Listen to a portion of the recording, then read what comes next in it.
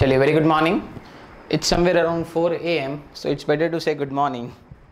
चलिए, type 2 problem के बारे में हम डिस्कशन करते हैं. टाइप 2 प्रॉब्लम में फेज वेरिएबल मेथड होती है एक. क्लियर? फेज वेरिएबल मेथड में का क्वेश्चन लेते हैं अपन. जीएस देके रखा है YS अपॉन US, है ना, is equals to 2S plus 1 upon S square plus 7S plus 9. Clear? चलिए, सबसे पहले इसको हम ब्रेक कर लेते हैं. ये हो गया आपका YS upon x1s into x1s upon y upon u of s. Clear? तो x1s से x1s कैंसिल हो जाएगा तो आपको वही मिलेगा ys upon us. Clear? Question में क्या था, y और u देके रखे थे, मतलब आपका इनपुट और आउटपुट देके रखा था. क्या मिसिंग था? स्टेट मिसिंग थी. तो हमने क्या करा, स्टेट से मल्टीप्लाई कर दिया और स्टेट से डिवाइड कर दिया. Clear? Is nothing but equal to 2s plus 1 upon. Clear? चलिए, मैं इसको थोड़ा सा ऐसा लिखता हूँ चेंज फॉर्म में ताकि आपको समझ में आ जाएगा. 1 upon s square plus 7s plus 9 into 2s plus 1. Clear? Same meaning है. क्लियर है? चलिए, पर सेम मीनिंग होने के बाद भी थोड़ी सी एक बात चेंज हो जाएगी. वो ये है कि अब मैं इसको लिख सकता हूँ x1s upon u of s, इसको बिलोंग कर रहा है, और y of s upon x1s इस फंक्शन को बिलोंग कर रहा है. क्लियर? चलिए, तो सबसे पहले हम आपके स्टेट और इनपुट को रिलेट करते हैं. फर्स्ट लेक्चर अगर आप याद करें तो स्टेट और इनपुट को जो रिलेट करता है उस इक्वेशन को हम बोलते हैं स्टेट इक्वेशन. क्लियर? तो यहाँ से इंफॉर्मेशन हमको मिलेगी स्टेट इक्वेशन के बारे में. क्लियर? तो मैं लिख रहा हूँ उसको x1s upon u of s is equal to 1 upon s square plus 7s plus 9. Clear? ये यहाँ पे जाएगा और यहाँ पे जाएगा क्रॉस मल्टीप्लाई, है ना. ये हो जाएगा आपका x1s into s square plus 7s plus 9 is equal to u of s. Clear? S square मतलब डबल डिफ्रेंसिएशन, तो मैं लिख रहा हूँ डी स्क्वायर. नेक्स्ट स्टेप में लिख रहा हूँ मैं, ये जब इसमें जाएगा मल्टीप्लाई होगा d square x1t upon d t square. Clear?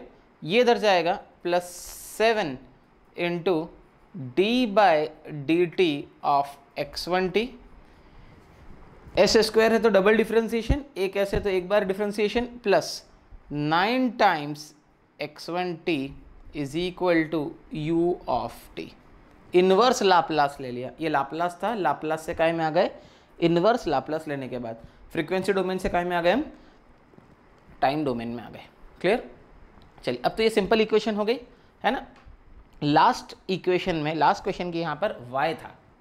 Clear?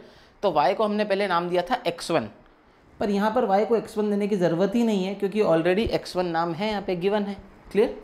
तो आप डायरेक्टली इस इक्वेशन से चालू करते हैं, है ना. तो ये अगर आपका d by D T of x1t क्या है, ये कुछ भी नहीं, x1 डॉट है और इसको मैं एक नया वेरिएबल नाम दे रहा हूँ x2. क्लियर? है ना. ये हमारी क्या आ गई, पहली इक्वेशन मिल गई हमको, x1 dot equal to x2. Clear? चलिए, सिमिलरली आप यहाँ पे देख सकते हैं कि थोड़ा सा इसको रब कर देते हैं हम लोग यहाँ से. This is simply x1 dot is equals to x2. Clear? Similarly ये अगर x1 डॉट है, ये अगर x1 dot is equals to x2 आपने नाम दिया है तो ये क्या हो जाएगा, x2 डॉट. क्लियर? तो मैं यहाँ पे D square y upon D square x of t upon d t square को मैं नाम दे रहा हूँ x2 डॉट. क्लियर? तो मैं इसको लिख सकता हूँ यहाँ पे x2 dot is equal to. Clear? है ना. ये इधर जाएगा तो 7 times of x2 minus of 7 times of x2. Clear? Plus का 9 टाइम्स ऑफ x1. क्लियर? तो पहले 9 लिख देता हूँ मैं, तो मैं इसको लिख रहा हूँ minus of 9 times of x1, है ना. ये टर्म इक्वेशन के उधर जाएगी तो माइनस का 9 टाइम्स ऑफ x1, ये टर्म इक्वेशन के उधर जाएगी तो minus of 7 times of x2, clear, plus u, ठीक है। और वहीं x1 डॉट की इक्वेशन तो हमारे पास में थी, x1 dot is nothing but equals to x2, clear. अब यहाँ से हम एक स्टेट इक्वेशन बना सकते हैं जैसे पहले बनाई थी। ये हो जाएगा आपका x1 डॉट, ये हो जाएगा आपका x2 dot, clear, x1 dot x2 dot a, clear. तो मुझे a की वैल्यू लिखनी है, तो x1 डॉट में x1 की वैल्यू कितनी है 0, x2 की वैल्यू कितनी है 1, x2 डॉट में x1 की वैल्यू कितनी है -9, x2 की वैल्यू कितनी है -7, x dot is equals to a, x दो ही वेरिएबल हैं x1 और x2, plus b u, clear. तो मैं अगर बात करूं यहाँ पे b u के बारे में, तो x1 में तो u की वैल्यू 0 है और x2 में u की वैल्यू कितनी है 1, तो x dot is equals to b a x plus B you.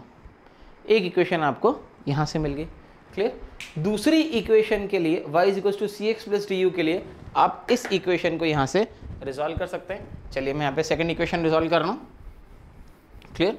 Second equation हो जाएगी आपकी Y S upon x1s is equal to 2s plus 1, clear. ये टर्म यहाँ पे जाएगी Y S is equal to 2s into x1s plus का x1s on taking inverse Laplace transform, clear. अब मैं ले रहा हूँ इनवर्स लाप्लास ट्रांसफॉर्म, क्लियर। ये हो जाएगा y of t is equals to 2 into एक s लगाए d by D T of x1t, clear, plus x1, clear. तो d by D T of x1t को हमने क्या नाम दिया था x2 नाम दिया था, क्लियर। यहाँ पे हमने इसको लिख के रिजॉल्व करा था, है ना।